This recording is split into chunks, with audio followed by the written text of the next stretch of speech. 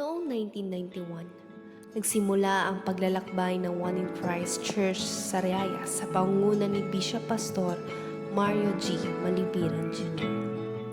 Mula sa Mother Church na One in Christ Lucena, nagsagawa ng mga house-to-house Bible studies sa iba't ibang barangay tulad ng Barangay Sampaloc 2, Santo Cristo at Morong, kung saan naitanim ang binhi ng pananampalataya sa puso ng maraming pamilya.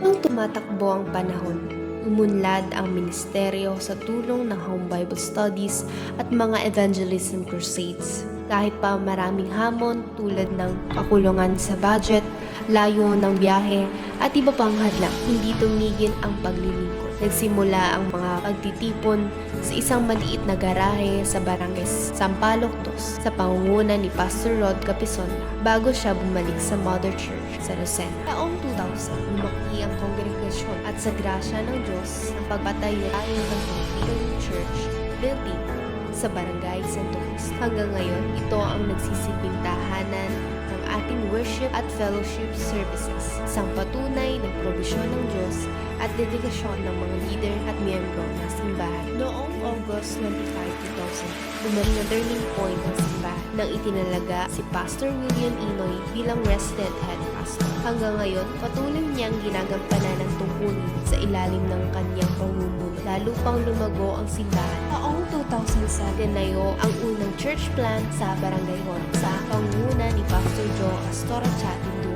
na ngayon ay pinangungunahan na Pastor Brian Sombrano.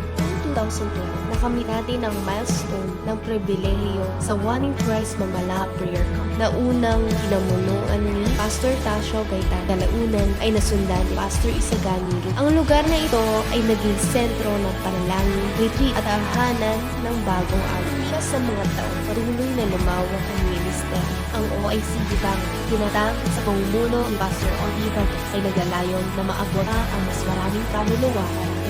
Ngayon, pinagdiriwang natin ang 44 na taon ng katapatan ng Diyos sa ating simbahan. Sa ating patuloy na pagtungo sa simbahan, patuloy natin ihayag ang liwanag ng Diyos sa mundo. To God be the glory.